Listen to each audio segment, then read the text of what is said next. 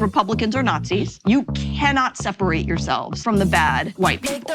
Growing up, I never thought much about race. It never really seemed to matter that much, at least not to me. Am I racist? I would really appreciate it if you left. I'm trying to learn. I'm on this journey. If I'm gonna sort this out, I need to go deeper undercover.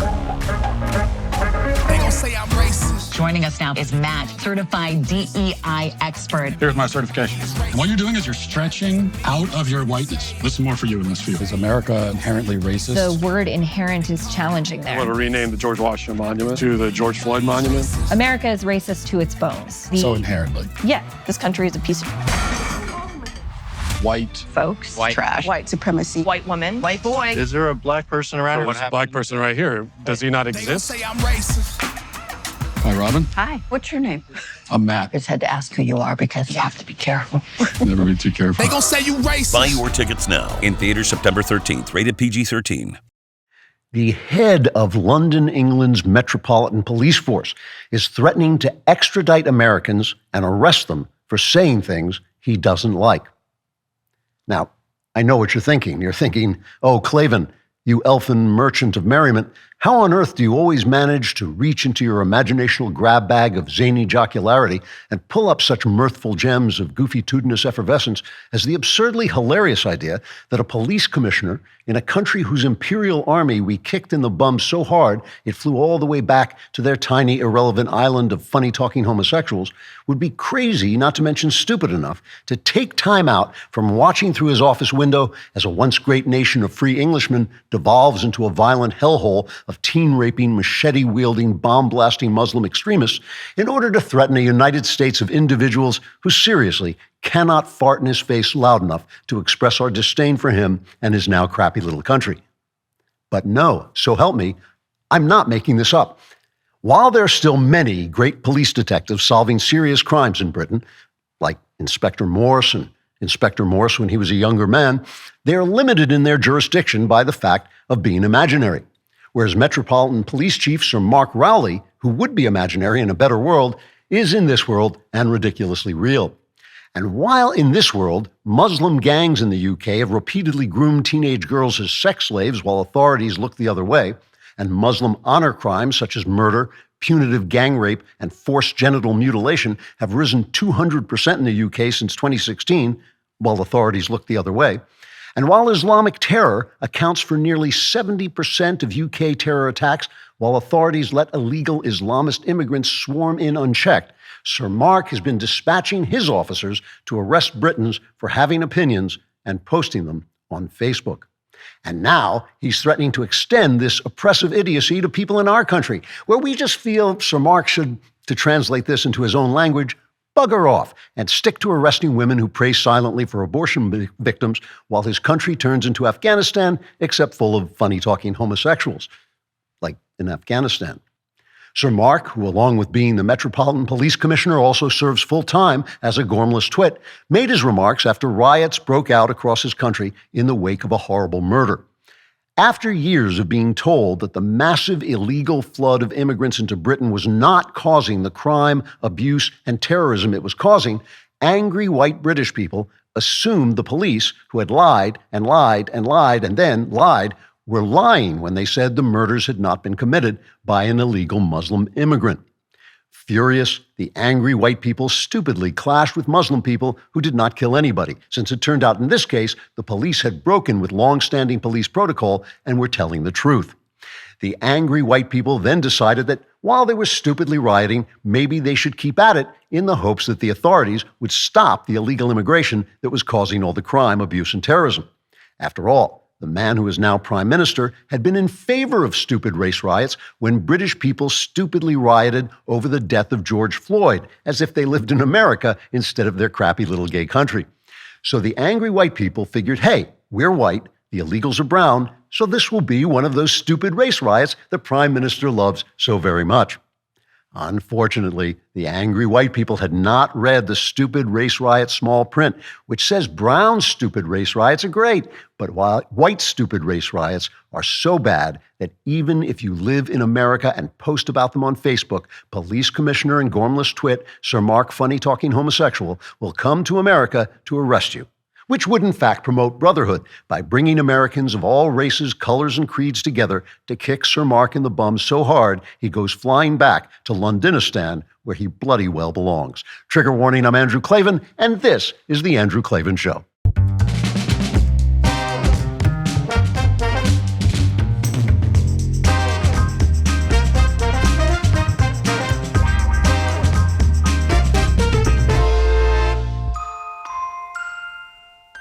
All right, we are back laughing our way through the opening of The Seventh Seal. I want to have a little exciting news here. You know that my new Cameron Winter mystery, A Woman Underground, is coming out October 15th, and it's available for pre-order now on Amazon. I hope you will go on and pre-order it. And I just got what is called an advanced reading a copy, an ARC, which we send to reviewers and things like that so they can ignore us because I work at the DailyWire. But if you buy enough copies of it, they won't be able to ignore it. So please do go on and pre-order A Woman Underground, the new Cameron Winter murder mystery. It's an important, if you're following the series, it's an important episode in the series, and I think you'll like it. It's got a lot of political stuff going on. It's kind of about the fall of the Republic and Cameron Winter trying to solve a very personal mystery as things go to hell in a handbasket. Thank you for everyone who came to the Backstage Live at the Ryman. It was great to see everybody. I felt like we were shaking hands for more time than we were on stage, but it was lovely to meet you all. Please get in touch. I'm lonely. Write to me. Klavan Klapbacks at DailyWire.com. Klavan with a K, Klapbacks with a K at DailyWire.com.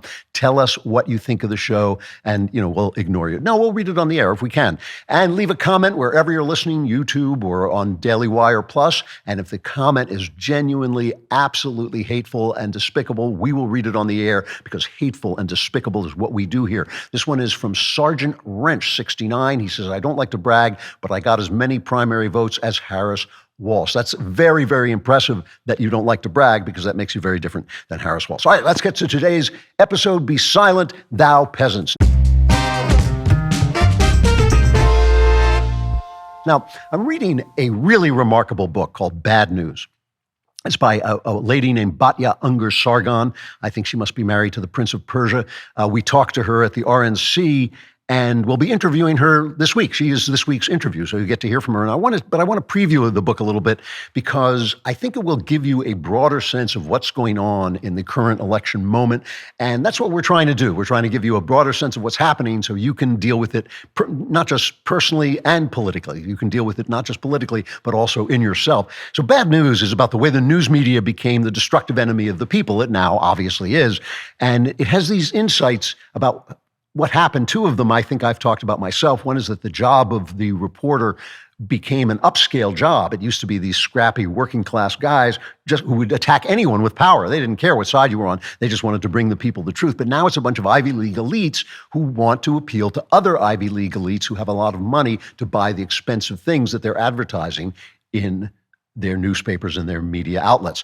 So this is why, says Abacha, that the obsession over race, this is why they have this obsession over race and identity, because you can't really change race and identity, but you get the experience of fighting for the little guy without doing anything for the little guy. So, and you don't have to take your kids out of private school because you're not actually changing anything whatsoever.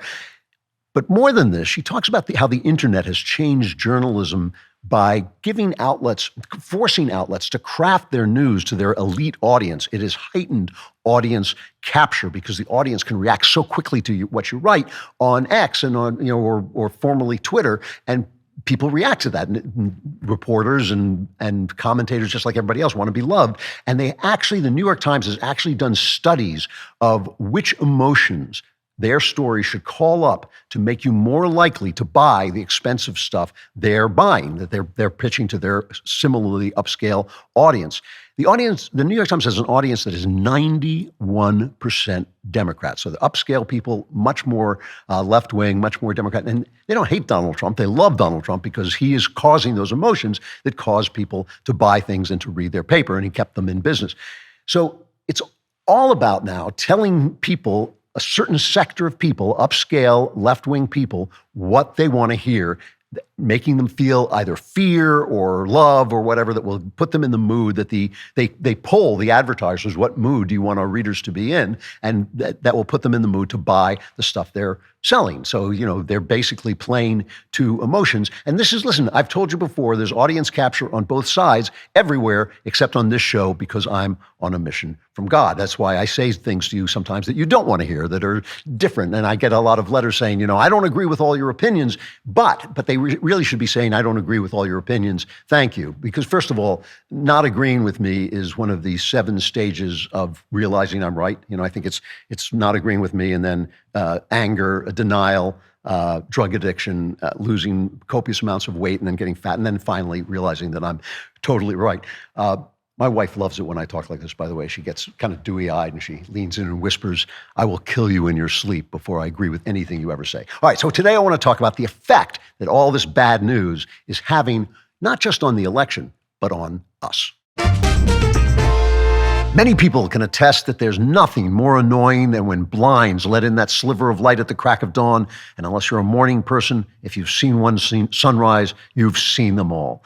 Now there's a better way to buy blinds, shades, shutters, and drapery. It's called 3-Day Blinds. They are the leading manufacturer of custom window treatments in the U.S. And right now, they're running a buy one, get one 50% off deal. You can shop for almost anything online these days. Why not shop for blinds too? These make a big difference. Guys don't think about blinds, but I do notice when my wife puts up window treatments, just changes the whole atmosphere of the room. It makes it so much nicer. And I say, good job, wife. Thank you very much. 3-Day Blinds has been in business for over 45 years and has local professionally trained design consultants who have an average of 10 plus years of experience. That's why they are the highest rated blinds company on Trustpilot at 4.7 out of 5 stars. So just set up an appointment and you'll get a free, no obligation quote the same day. If you're not very handy, the expert team at 3-Day Blinds handles all the heavy lifting. They design, measure, and install so you can sit back, relax, leave it to the pros. Right now, you can get 3-Day Blinds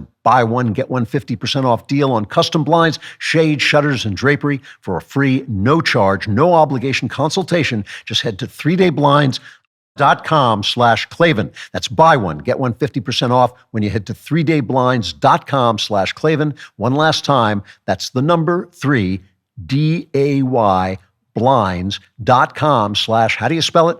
KLAVAN.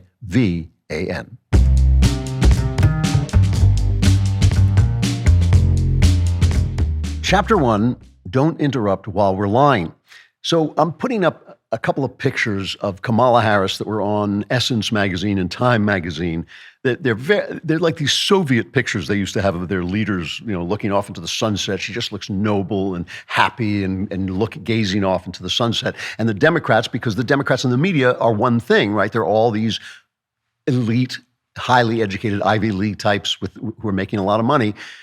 So they're all working together. They're all playing into one another's hands and into one another's interests. They tweet these pictures out. She's an icon. She's a legend. And she is the moment. Okay. So this icon, this legend, the moment, is giving her speech today about her economic plan. There's been some leaks about it.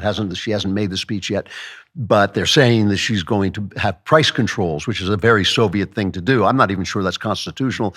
But they're blaming inflation on greed, because there was no greed ever before. We never had greed before, but just suddenly in the Biden administration, everybody got really greedy. It was probably a hangover from Trump. The Trumpian gases made us all greedy. But the truth is, this administration, the real fact of this administration, is that these people have made average salaries about 4% less than they were when they took office, because they used the pandemic as an excuse to print money and fund socialist states that were going broke and union pensions that shouldn't have been put in place in the first place, and they couldn't afford to pay them out. So they were taking this printed money, they were printing money and paying off all these left-wing programs that were going broke, because that's what you do. This is how socialism collapses. And then they had that, what did they call it? The Inflation Reduction Act, which was the Green New Deal. I don't know why they didn't call it oh, yes, I do, because then people wouldn't have voted for it. So they had the Inflation Reduction Act, and they flooded all these companies that are making things that nobody wants with money to subsidize their products. So that, of course, throws the market off, because now rich people who are in the market and who study the market and really watch the market are investing in companies that are making things that people don't want but are getting government money. So prices under Biden-Harris went up 20%. As opposed to almost 8%, 7.8% under Trump, and salaries went down 3.9%, almost 4%, as opposed to up 2.6% under Trump because salaries were rising higher than inflation. That's what you want. And all this printed money means that ordinary folks were getting all this fake money, for COVID. Oh, yeah, you were COVID. Here's some money. Don't go to work. So they weren't going back to work. They were spending this money in things they bought off Amazon. So all the money went back to Jeff Bezos. Tremendous transfer of wealth to the upper classes. So for rich people who know how to play the stock market and whose investments kind of keep up with inflation over the short term, even over the long term, inflation will eat away at it, and whose salaries are not going down but are going up. For rich people, the economy is great. And that's why you got all these newspaper stories, the bad news, right?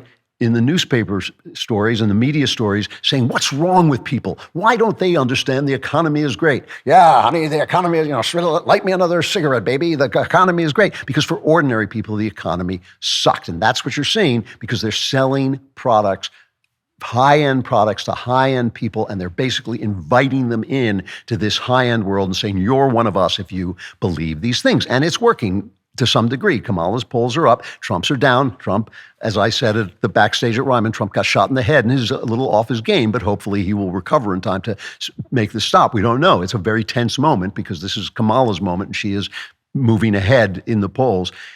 This awful person who treats her staff like crap, who believes in open borders, who supports abortion till birth, who supports child is suddenly spreading joy. Everything is about joy. Byron York did a kind of takeoff about it in the Washington Examiner. He said the operative word of the Harris-Walz campaign is joy. A New York Times analysis of the campaign brought the headline, Harris used to worry about laughing, now joy is fueling her campaign. Joy is fueling her campaign, says Byron York. You bet it is. No less a figure than Walz himself declared that Harris emanates the joy. And it goes on and on. But look, you can see what's happening. It's obvious, but the most recent and obvious example was when Kamala appointed Tim Walz versus J.D. Vance on the other side. And Grabian has done a montage of the way they welcomed mostly peaceful Tim Walz, who let Minneapolis burn down because he didn't want to offend the rioters by forcing them to obey the law. So this is how the media greeted him, cut two. Midwestern dad, like super clean cut vibe. Everybody likes Tim Walz. So plain spoken and relatable. As moderate and independent as it comes. Pretty moderate Democrat. I always knew him as a moderate. One of the most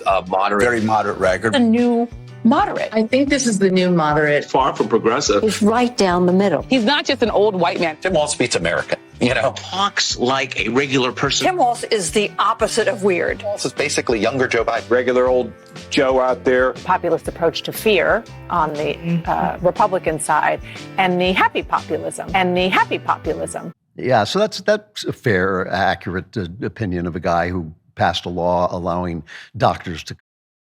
So that's, and, let Minneapolis burn down. Then there's J.D. Vance, of course, a Marine who's married, has kids, thinks people should get married, should have kids, thinks kids should be able to see their grandparents. He was attacked for that opinion. So here's how they greeted him. This is cut three. And J.D. Vance is weird, extreme, and angry. Utter humorlessness, the humorlessness and pompousness. It's hard to believe that J.D. Vance could be any more extreme. It's like a freak show of bros. They had J.D. Vance, dark and ugly beneath the dignity of most politicians. J.D. Vance. JD is at the far extreme. The most extreme. Being one of the most extreme. We need to recognize the danger. Angry and mean and dark. Cat lady hating sidekick J.D. Vance. This guy is really weird, y'all. Everybody in America knows a J.D. Vance, but we stay away from him because he's weird. Okay, so you get it. He's weird. What's this thing about being married, having children? What's wrong? What the hell is wrong with this guy? That's disgusting. And he went in the Marines, and when they sent him overseas into a war zone, he actually went. You don't see grandfatherly Midwestern, all-American guy Tim Walz doing that. He got out. That's the way people behave. You don't just go to the war because they say, "Oh, you're a Marine. You have to go to the war." J.D. Vance did that, but not Walz. And he was just like, "Yeah, excuse me, I'm gone." So this strategy is working for now, and who knows? It may work, and they may win the election on it. It's a strategy.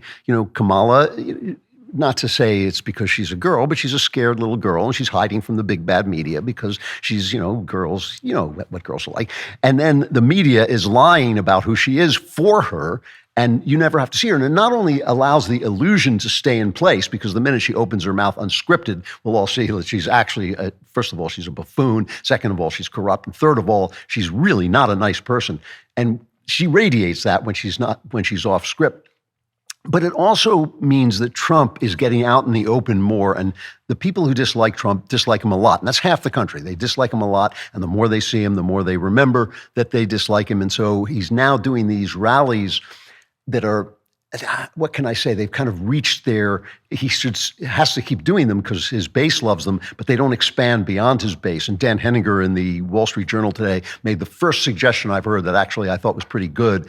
Everybody's saying what Trump should do, but he said what he should do is hold town halls and let ordinary people talk to him and, exchange with him. And I think people do like Trump when they meet him. So that would be an absolutely good thing to do. But let's talk about the deeper effect of this massive, massive gaslight, right?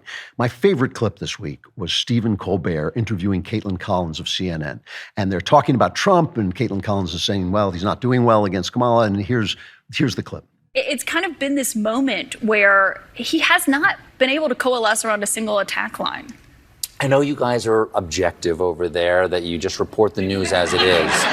Oh, I know. CNN makes I know. Is that supposed to be a laugh line? I wasn't supposed to be, but I guess it is. Okay, think about that for a minute, right? These are people this is Colbert's audience. All they hear is leftism and Trump is bad. And, and Colbert is embarrassing when he interviews Democrats. He just fawns over them. And they like him enough to show up. They want to be part of the vibe, part of the feeling of being, with Hollywood Steve.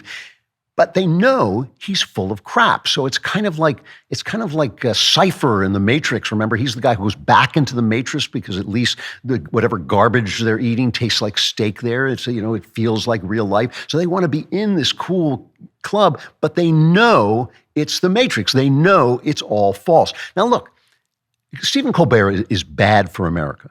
It is bad for America that all the late night comedians attack Trump and praise the Democrats and are attacked if they do anything else. Why is that bad for America? Because if you laugh at the other side, if they say, oh, we're going to make fun of Kamala and then they make fun of Trump, then you can laugh at Trump because, politicians are terrible people. They're not any worse than the rest of us, but we're all terrible people. But they're terrible people who are in government, so they have power, so that makes them even worse. If you make fun of both sides, we all get it. We all see the ridiculousness of our side and that the other side is a little ridiculous too, and we can laugh with each other. But by only having one side, you're making people angry and you're dividing them. Anybody who is going to Colbert is in with the Colbert Club, and anyone who's outside is excluded. That makes people angry. You get angry at Hollywood. You get angry at comedy. You get angry at all these, fashionable people. And that is what they want. They want us fighting with each other, so we think that one of them is going to solve our problems instead of our neighbor's going to solve our problems by us sitting down and talking things through and finding a middle way forward. That is the point. The point is you are supposed to be angry. And the same thing works with censorship. When you tell people that they can't say what they see in front of their eyes, right? You say, oh, you white people are so racist that you are afraid when a black man walks into an elevator. And you say, well, a lot of crime is committed by people of that color. I'm not saying that the guy who stepped into the elevator is a criminal. I'm saying that a lot of people who commit crime look like that. There may be a million reasons for that. I think that there are very specific sociological and political reasons for that. But it's true, and I just don't want to get mugged in the elevator, especially if I'm a lady alone with a guy in an elevator, and he comes in and he's a black guy who's not dressed in a suit. You're going to be afraid. And you say, well, no, you can't see that. You can't see what you see. You can't know what you know. You can't be who you are. That makes you racist. You get angry, and the more you do it, and you get bigoted, right? The more you start to say, hey, the truth is that black people are criminals, which is not the truth. The truth is a statistical point that you're making. But now you start to get bigoted, and then they've got you. The angrier you get, the more they got you. That's why I'm always telling you, anger is the devil's cocaine, because it feels like righteousness, and there is such a thing as righteous anger, but the anger is not the righteous thing. Your point may be righteous, and it may be righteous to get angry over it. But once they've got you unreasoning Once they've got you to an unreasoning point of anger, you turn into who they want you to be. That's how exclusion works, right? They turn you into who they want you to be, and then they're hating you legitimately. And that's what's happening in England, and that's why I want to talk about that for a few minutes. You may not have heard this, but flavored air is quickly becoming the leading alternative to vaping and smoking. This new movement toward building better habits is led by one of our sponsors, Fume. Fume is an innovative, award-winning flavored air device that uses flavored air instead of vapor. Flavored air isn't like vaping. If vapor was compared to sticky soda, Fume cores are closer to herbal teas. Instead of harmful chemicals, Fume uses delicious flavors like crisp mint, orange vanilla, maple pepper, and sparkling grapefruit. Fume helps you break bad habits by giving you something you can reach for. It's a guilt-free alternative that doesn't use any vapor or nicotine. Plus, it's designed with movable parts and magnets for fidgeting because keeping your fingers busy is helpful for breaking your habit. Fume continuously invests in third-party studies to ensure the safety of their products. Fume has served over 300,000 customers, and you can be the next success story. For a limited time, use my code Klavan to get a free gift with your journey pack. Head to tryfume.com. That's tryfum.com and use code Klavan to get a free gift with your order today. I tried Fume, by the way. It's absolutely great. It works just like you're smoking, but it's just flavored air, and it tastes good too. Try it. But you have to know how to spell Klavan or else you're lost. So it's Klavan, no E's in Klavan.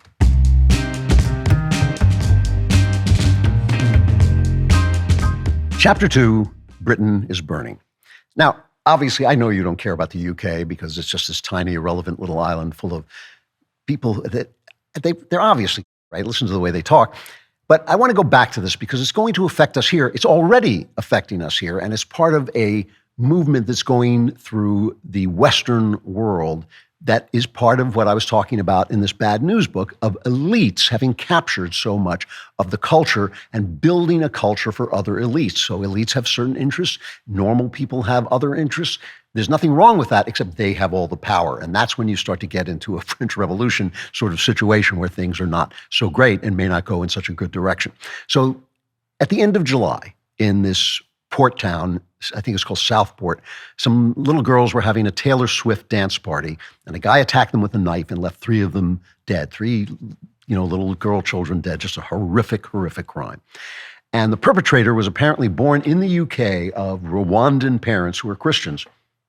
But when the police started making kind of vague references to his being a native-born Briton, which obviously means nothing since they've been letting illegals into the country for decades, so there are plenty of native-born Britons who are Muslim, so they didn't know what, they just had been lied to so much and told that they were bigoted if they said what they saw and knew what they knew. And as I said before, that makes you angry. They were now angry. Now, I lived in England in the 90s, most of the 90s, for like 7 years I lived in England.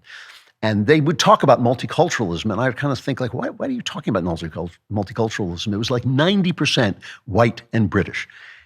So today, a few decades later, that is not true. Many of their cities, many of their major cities are minority white and British, and the country as a whole is on track to become minority white and British. And you have to remember about them that they are not us. As I've said this many, many times, we have a certain obligation to legal immigrants because we're all immigrants in this country. We all came from elsewhere, and that's part of the beauty of the country and part of the exceptional nature of the country. That being based on an idea, we can slowly, in measured ways, let other people in and train them to become us because it's an idea. That's not what we're doing, but that's what we can do because we're America. Britain is Britain. It's named after the Britons. France is France. It's named after the Franks. So the Europeans are not that way. They're not multicultural countries. And they've been letting these people come in because they don't have enough workers to uphold their collapsing economy, which is collapsing because of socialism.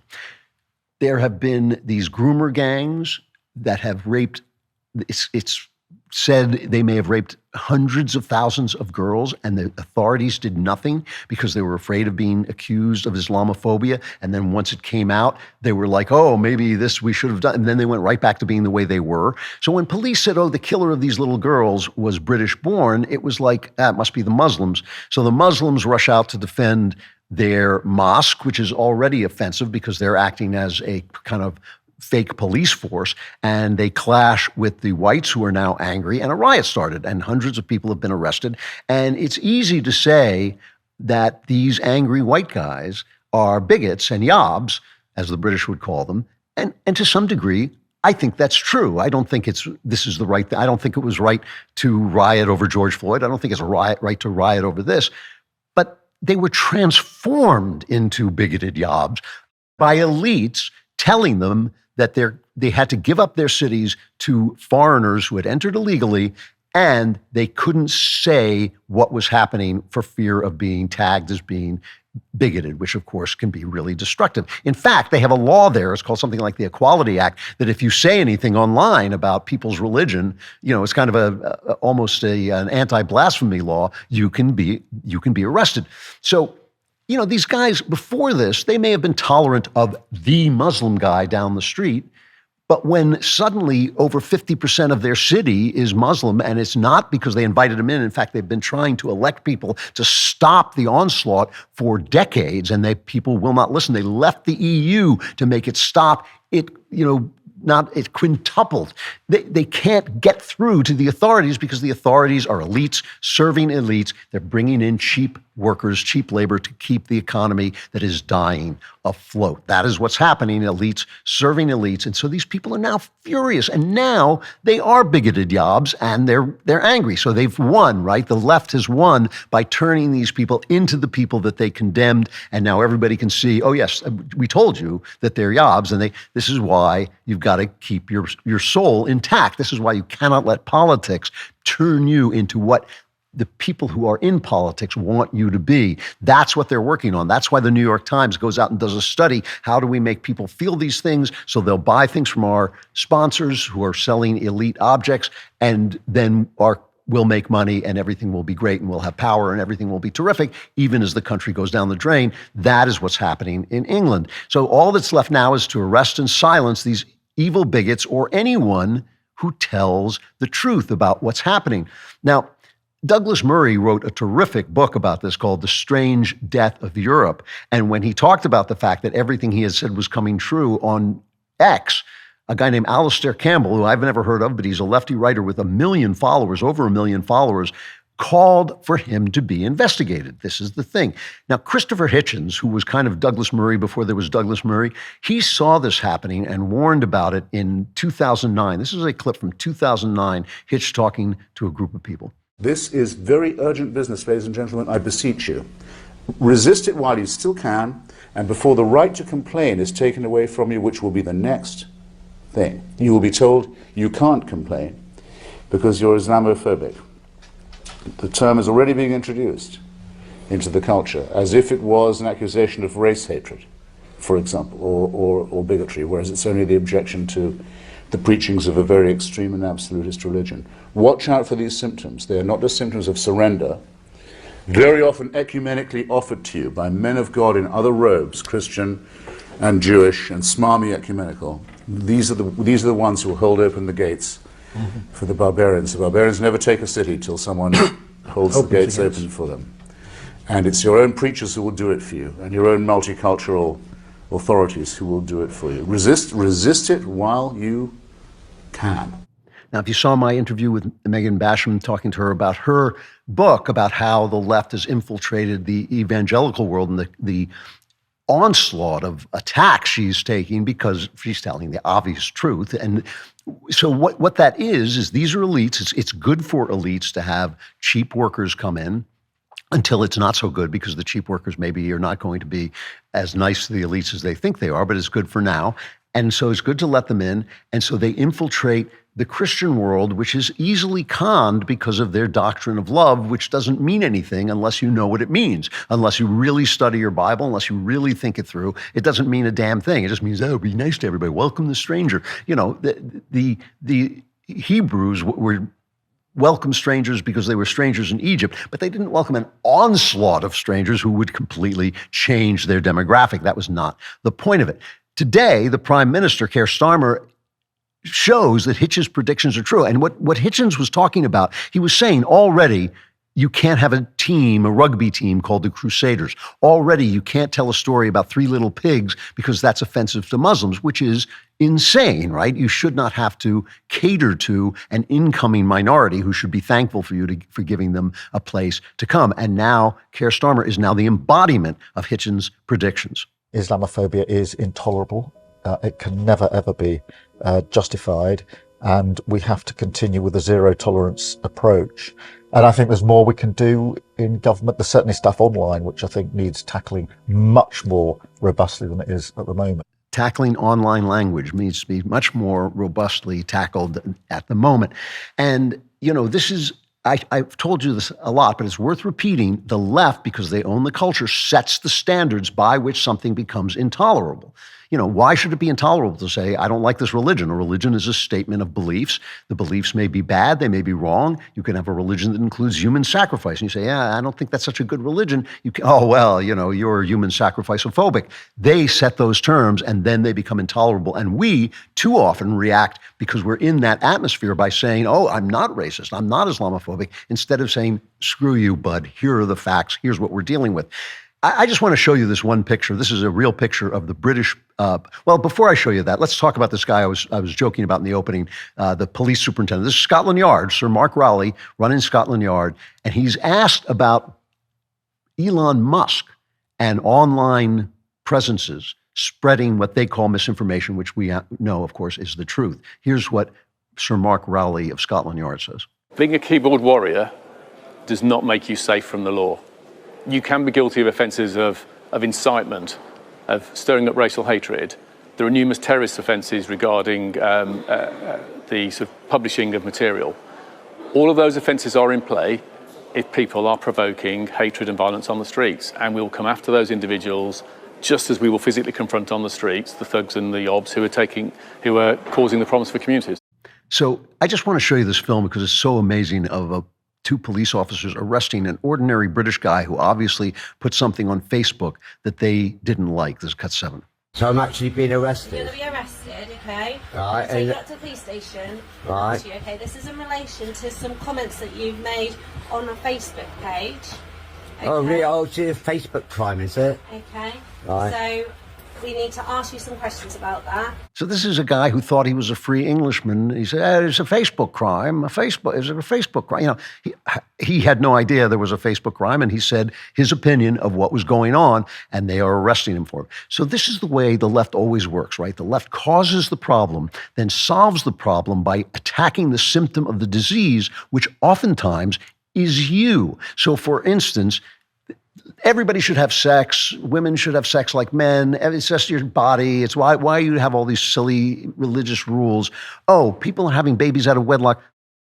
So they get rid of the symptom instead of the cause, because the cause is them, right? You have socialism. People start to leave because it destroys the society. So you build the Berlin Wall. You keep them in, and if they leave, you shoot them. And that's how you solve that problem. You solve the symptom instead of the disease, which is socialism. You give people free healthcare, and ultimately you have to say free, quote unquote, healthcare. And ultimately you have to say, oh, we can't afford to treat you. Well, just go home and die. You have what they call death panels, which they keep saying, well, Obamacare didn't cost that. But yes, it did. Of course it does. And ultimately, you're not going to get the insurance that you want. You let people in en masse without checking them, people who are not the same race as a country that was built on a race, and you forbid people to see what they see, their country being taken over by people who hate them, people they don't like, and the people finally get furious and explode and riot, and you say, oh, you're all bigots, it's your fault, arrest the rioters, arrest anybody who speaks the truth on Facebook. So the problem is the left's bad policy, or really we should say the elite's bad policy, because the conservatives didn't stop the influx either. The elite's bad policy, and the silence has to be imposed on the ordinary person who stands up against it, who has been transformed into what the elites originally thought he was. Life is full of surprises. Your insurance shouldn't be one of them. Policygenius, your trusted partner for navigating the complex world of insurance, is changing the way we shop for life insurance. Policygenius has licensed, award-winning agents and technology that make it easy to compare life insurance quotes from America's top insurers in just a few clicks to find your lowest price. Their platform is incredibly easy to use. You can compare notes from top providers right from your phone or computer, all in one place. Plus, Policygenius has a team of licensed experts ready to answer all your questions and guide you through the process. They'll make sure you get the coverage you need without any of the hassle. What happens if you leave your job? Does that policy follow you? Does it offer enough protection for your family? Getting life insurance for you and your family will give you peace of mind, knowing that if something were to happen to you, your family can get back on their feet. With Policygenius, you can find life insurance policies that start at just $292 per year for $1 million of coverage. Some options offer same-day approval and avoid unnecessary medical exams. Save time, money, and provide your family with a financial safety net using Policygenius. Head to policygenius.com/Klavan or click the link in the description to get your free life insurance quotes and see how much you could save. That's policygenius.com/Klavan. If you want to remember how to spell Klavan, just sing this little song.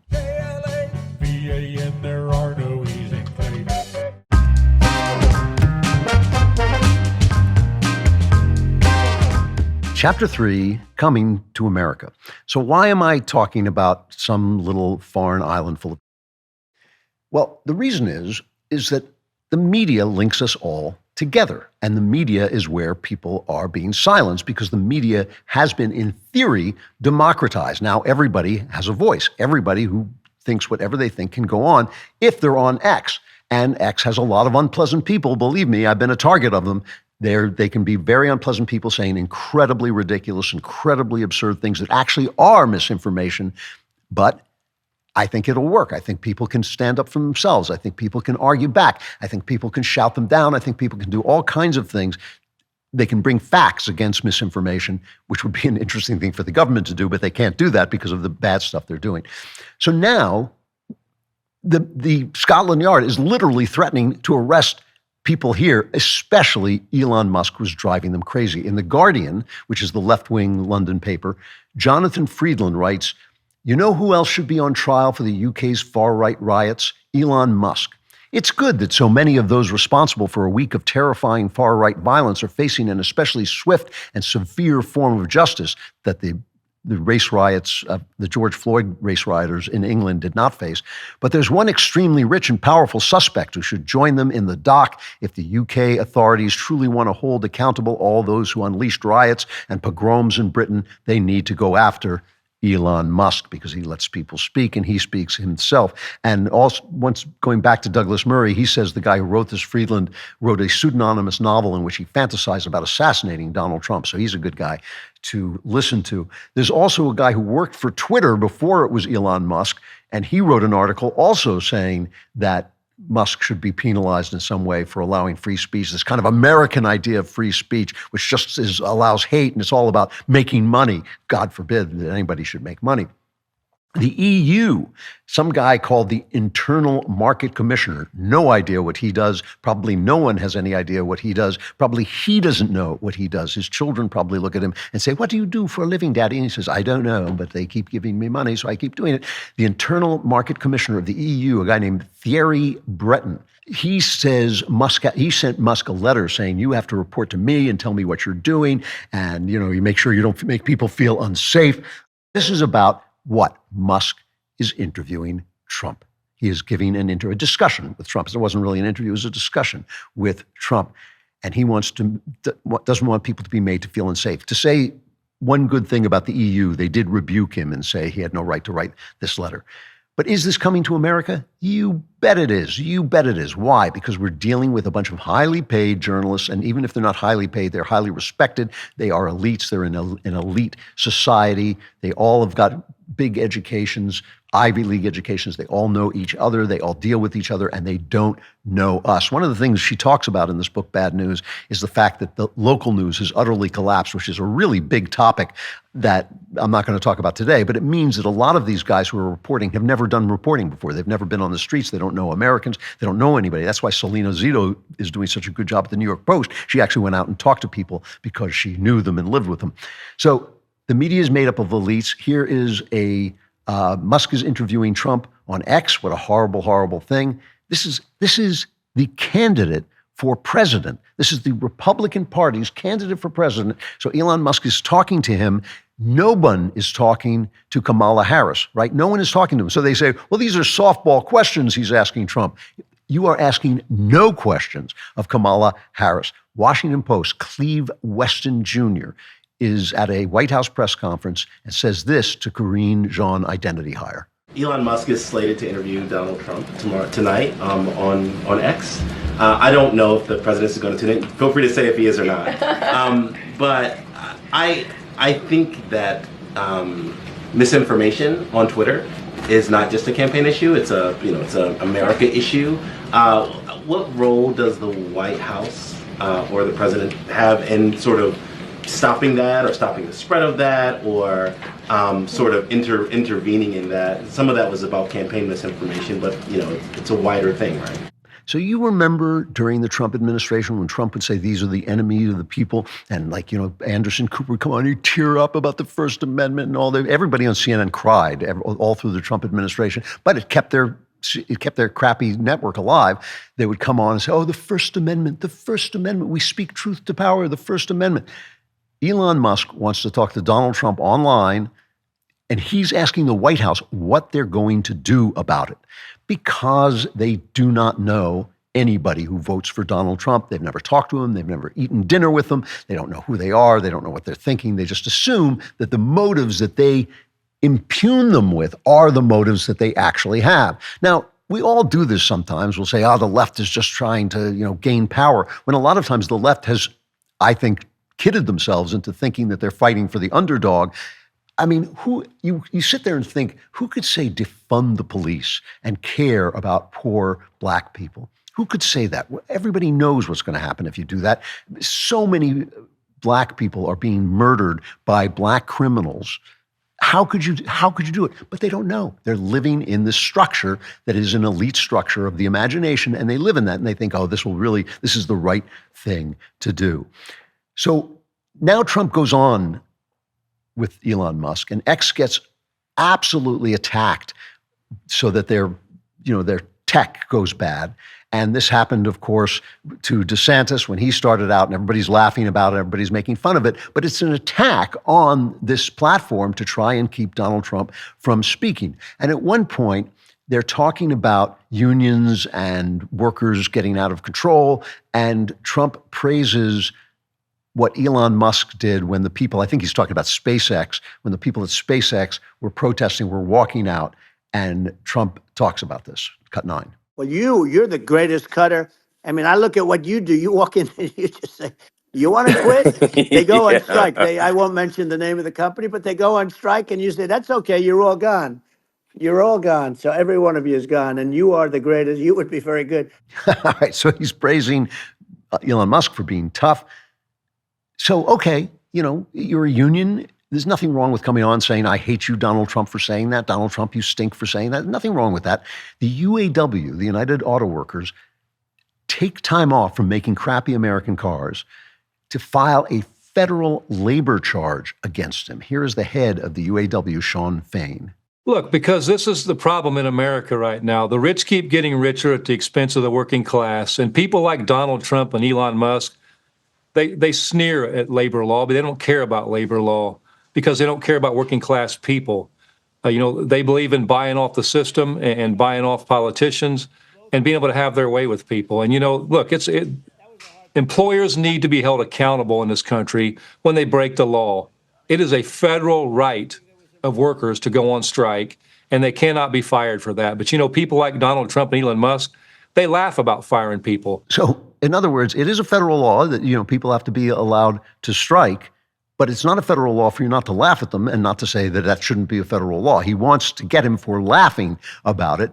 And again, he has every right to endorse Kamala Harris. The UAW has endorsed Kamala Harris. However, many auto workers are forming an Auto Workers for Trump division. So that's, who knows whether that's just the leadership or not. And this is all because of an interview, a conversation with a presidential candidate. So not only is Kamala Harris too much of a scared little girl to do an interview unscripted with somebody who might challenge her, but anyone who talks to Trump without being openly antagonistic has to be shut down and silenced. This is the idea, to make you angry, to turn you into who they already think they are, because the more silence, the more your voice is silenced. Donald Trump is speaking for a lot of people in this country, and it's not the people who read the New York Times, obviously, who are 91% Democrats and go to Ivy League schools just like the people who write the New York Times. Donald Trump is speaking for other people, and they're the ones who have to be silenced because they're not part of the gang. So it's interesting. After these opening problems, if you go online and look up this Musk-Trump interview, it's remarkable, the hostility that pours out. It's not remarkable, we expected, but it's like, oh, it was stupid, and he was slurring his words, and he just goes off and talk about this. If you listen to the interview, it's a long interview. First of all, it was actually really charming to hear these two guys talk. I mean, Musk is a tremendously creative guy, a little kooky, but he's a tremendously creative guy. And Trump can be really funny in talking. And the other thing about it is it was substantive almost all of the time.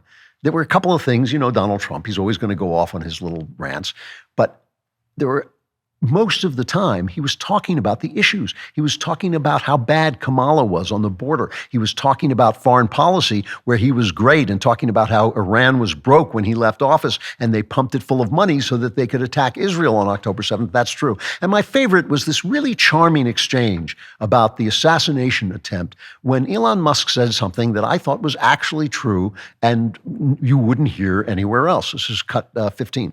Your actions after that assassination attempt were inspiring. You, instead of shying away from things, instead of ducking down, you were pumping your fist in the air and saying, fight, fight, fight. And I think that's, the president of the United States represents America. And I think that is America. That is strength under fire. And so that's, a big, part of the reason why I was excited to endorse you as the president of the United States for having another term here is that was just incredibly inspiring. But I mean, what was it like for you? Not pleasant. I have to be honest. I said there was blood. I had more blood. I didn't know I had that much blood. The doctors later told me that the ear is a place that is a very bloody place. Hilarious, charming, really funny, and also true, because Musk is simply right? That Trump showed what America should look like while we're being attacked by Iran, while we're being attacked by China, while we're being attacked by Russia. This is what America should look like. Fight, fight, fight. And while we're being attacked by the left and the elites as well. But while Time and Essence are making an icon and a legend out of this nasty, incompetent, corrupt, frightened girl, too scared to talk to people who don't absolutely love her, they made sure on Google that you couldn't search easily for anything about Trump's assassination. And then they used this Mark Zuckerberg playbook. The Mark Zuckerberg playbook is, yes, terrible. We made real serious mistakes, and I take full responsibility. And then they just go out and do it again because they know that the people in charge don't know what an algorithm is.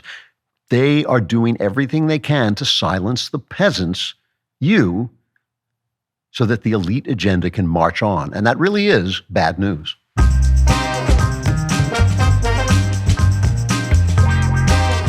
Final chapter, the ultimate gaslight. So Kamala's rise, a poll just came out, I think it was today, is almost entirely powered by women. She's got 11% more women as opposed to Biden's 4% advantage. And I want to return for a minute to this unthinkable murder in the UK around a Taylor Swift dance contest, and also link that to Swift's European leg of her Eras tour, that incredibly popular tour she did, which was targeted by Islamic terrorists in Vienna. There were these 3 teenage kids who'd sworn allegiance to Islamic state, and they'd been radicalized online, and they were planning to kill. They could have killed thousands of people because of all these people gathering to see a Taylor Swift concert in Vienna. So they had to cancel all 3 Vienna concerts. Now, look, I'm not Taylor Swift's target audience, but I've said before that I can tell she has a talent. I don't think she's anything great or anything, but she's a good pop star. She's good at being a pop star. But the other thing about her is not just are her songs catchy, but she's a pretty American girl who dances around in leotards and has terrific legs. And most guys, I think, look at the Taylor Swift phenomenon. Most guys who like girls, which I think is most guys, we look at it with indulgence. We don't know why girls want to listen to someone sing about relationships when they could be watching things explode in an action movie, but they're girls, we like them, so we figure it's nice they can go watch Taylor Swift. And Taylor Swift is very girl. This is a thing about her. She is very, very girl. So Muslim countries where they can't even bear to look at women are sick countries. And countries like ours where we have reduced women to just a body type are incredibly sick too. Our country has become sick as well. But men and women are a specific thing. They are 2 kinds of human beings with a powerful impulse flowing through them to mate and create life.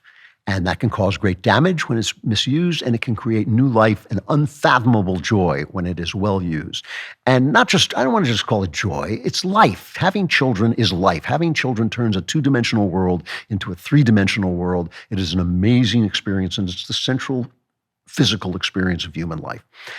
That's why Mary, the Mother of God, is the human star, the fully human star of Christianity, and why the treatment of women in the mainstream culture tells you whether your country is healthy or not. Now, I found this clip several years old, but I thought it was really funny. It's from something called the MASH Report. I don't know anything about it, but it's one of those make-believe news shows that they kind of got from Saturday Night Live, and it had this news report. But first, women have told everyone to just off. Tired of being judged for choosing to have children or not have children, to have children and go back to work, to have children and not go back to work, for being too thin, too fat, too pushy, too unambitious, too hot, not hot enough, or even for just daring to be alive, women have stressed that everyone can go themselves. That made me laugh because it made me think about J.D. Vance and his cat lady crack. And even people on our side, even girls on our side, were upset by that line, which was just a joke he was making about the fact that too many of our leaders are childless, which means they don't have the same kind of investment in the future world that people who have children do. But the problem with it is, of course, that life is full of variety. And Vance said this, but that doesn't matter because it gets cut out. And as I said to you before, this is a male-female election. Trump is very male, Kamala obviously female. And we have to remember that men and women are people, right? And there's a great variety to people, and they want different things. At the core of human life is having children. At the core of human life is forming a family, forming a marriage between a man and a woman. This is the core of human life. But we understand that the variety is the spice of life, and we want people who are a little kooky and maybe artists, maybe, strange people who come up with new ideas. This is part of life. We don't condemn people for not being in the core. But what we need to do is celebrate the core without making people feel that they are condemned if they are not in the core. Now, this is another way that they have made us angry by taking girls, basically, and telling them not to be core girls so that the right gets angry, right? We start to get angry. Men especially are angry. They're angry that they were told things about women as children that turned out not to be true. They're angry that they were told to treat women in a certain way, and then guys who treated them in another way got all the girls. They're angry because girls now walk around thinking they can beat guys up, which is simply false. A girl might beat a guy up. These are the things that make men furious. They get no respect for being men. They get no respect for their role as leaders of families, as heads of families, as the guy who supports the woman in her incredibly important central work of making families and making homes. The word, I just found this out, the words Lord and Lady. Lady comes from two words meaning the maker of bread. And Lord comes from two words meaning the guardian of the bread. And, that's a very beautiful thing. And it is our core roles in this world, And I think that the idea that women should not be women has made men furious, and it's made them start to say the kinds of things, cruel things about women, belligerent, bullying things about women that turn them into who feminists said they were. And so this is what I'm trying to get at here. In a world where their weapon is gaslighting, your weapon is not to be gaslit. Your weapon is to be yourself and maintain your values and speak your values clearly without being angry at the other side and without being reactionary to what they're doing, to say them without reference to them, because they're liars. They are all liars and the children of liars and the worshiper of the big liar. That's what they're doing. They are lying to support their elite world. They do not want their stuff taken away from them, so they're taking your stuff and they're destroying the world you live in while telling themselves that they're fighting for the little guy. This election obviously is going to have some outcome. Somebody's going to win, somebody's going to lose, but you don't want to be the one who loses. You want to be the guy who speaks the truth, who knows the truth, does it without hatred, does it without anger, does it without fear. That is your weapon, and it's the weapon of every American. It has always been the weapon of every American, and nobody from England is going to come over here and take it away, or they're going to find we still can fight like it's 1776. Take care of yourself. Take care of your heart. It is the best weapon you've got against these fools. Today is the day, my friends. Pre-sale tickets are available right now at amiracist.com. We need you to go there and buy your tickets. It's not just about watching a great movie. It's about sending a message. Our very own Matt Walsh, who absolutely destroyed the left's gender ideology and What is a Woman, went undercover as a DEI expert. What he uncovered is so absurd, so intellectually bankrupt that you will be laughing and furious at the same time. But here's the thing. We need your help. The more pre-sale tickets we sell, the more theaters will show it. It's simple economics. Your ticket purchase is a direct blow against the leftist narrative and the leftist machine. Am I Racist hits theaters September 13th. Don't wait. Don't hesitate. Go to amiracist.com right now and buy those tickets. Let us show the cultural elites that conservatives can dominate at the box office too. This is how we win the culture war, one movie at a time. Klavan Klapbacks. I mean, the assassination attempt, what was it like for you? Not pleasant. Not pleasant. So much blood. Klavan Klapbacks at DailyWire.com. Klavan is spelled Klavan. You may know that. And Klapbacks is Klapbacks at DailyWire.com. Please write in. We really do love to hear from you. And I'm lonely. You know, a lot of people think that I go home and have a wife and friends and a family. But that's not true. I just sit here in the dark all week long until they turn on the light and then I do my show and then the lights go off and I just sit here again. So please write in and tell us what you're thinking. This is from Dalton. This is a little bit long, but it's a good story, so I wanted to tell it. Dear magnificent mastermind Klavan, I have a question regarding a good friend of mine. I'm 31, very conservative and Christian. My good friend works with me. She's only 22. 3 years ago, she was thinking she might be non-binary, never going to get married, calling babies crotch demons, getting offended if I took the trash out so the ladies didn't have to. Now she is married to a lefty, but a nice guy, using words like woman to describe herself, getting excited when seeing babies and asking for my help by using the term man muscle. She even asked, that's very touching. She even asked if I wanted to pray over our meal when me, her, and her husband were having lunch. Her and her husband have recently decided to try a throupled thing. I guess that's a threesome. She told me once she'd do it once and not anymore. Just last week, she told me there are already complications.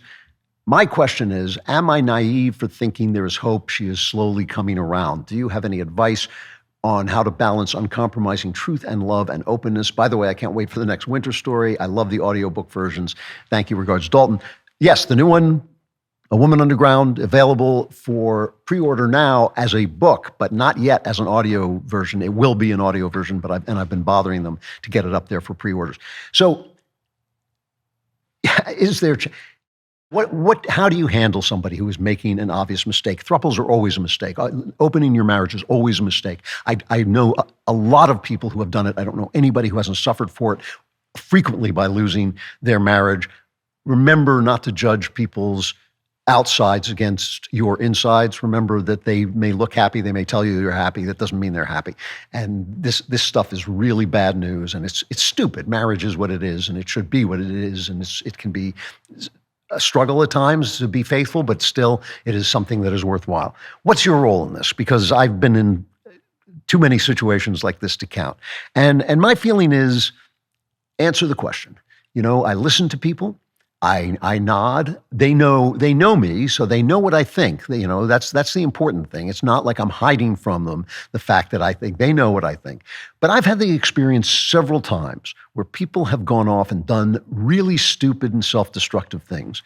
And they'll come back, and this has happened to me more than once, and they'll come back and I'll say, well, why didn't you call me if you were in trouble? And they said, because I knew you would tell me not to do it. And so you can't really tell people things that they are not ready to hear. And when they are ready to hear, frequently they will ask you. They will say, I know you don't like this. I know, then that's when you say, well, I don't know. Do you want me to talk about it or not? Yes, please go ahead. And then just, obviously it's not about condemning people.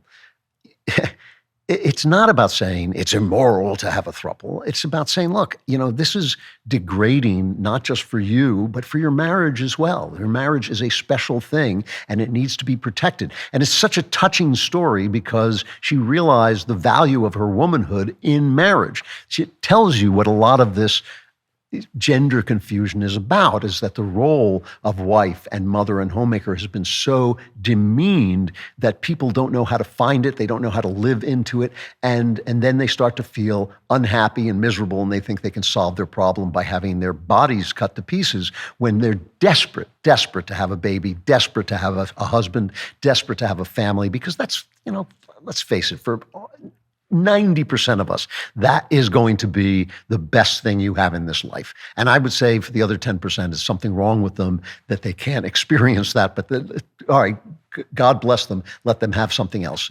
Seriously, that's what we're made for. We are made to love one another. Men are made to love women. Women are made to love men. And all the other stuff falls into place with the love. It really does. I hear so many of these guys talking about power balances and who's in charge and who does this and who sets the rules. And all of those things, I guess, have to be settled in a marriage. They really do. But at the same time, it's not a question of bullying. It's a question of leadership. It's a question of, keeping the ship sailing where it's supposed to go. And it's really about the love. It really is about the love. So, if you can tell her that and she asks you, if she wants to know, you can always tell her that. And it's not a question of preaching. It's not a question of lecturing. It's just a question of telling her the truth, what's going to happen. You want to become a member. That's what you were thinking right now. Gee, I wish I were a member because they're going into member blocks. So become a member today. You can do it. Just go to dailywire.com/subscribe. Use code Klavan at checkout. You will get 2 months free on all our annual plans. You'll love it. Maybe you'll get to come to our next Ryman Theater live thing and we can shake hands and say hello. But do it. Go to dailywire.com/subscribe. Use code Klavan at checkout. Get 2 months free. Or else, right now, you will be plunged into Klavanlessness as we go on to Member Block.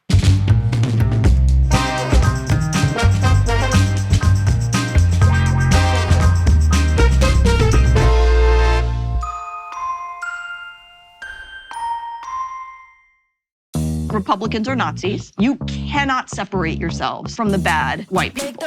Growing up, I never thought much about race. It never really seemed to matter that much, at least not to me. Am I racist? I would really appreciate it if you left. I'm trying to learn. I'm on this journey. If I'm going to sort this out, I need to go deeper undercover.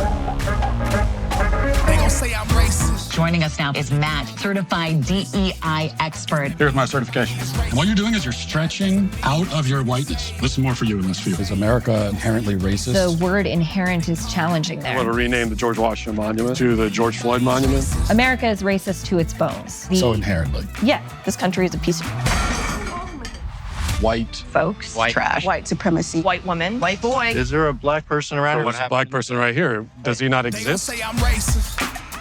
Hi, Robin. Hi, what's your name? I'm Matt. I just had to ask who you are because you have to be careful. Never be too careful. They gon' say you racist. Buy your tickets now. In theaters September 13th. Rated PG-13.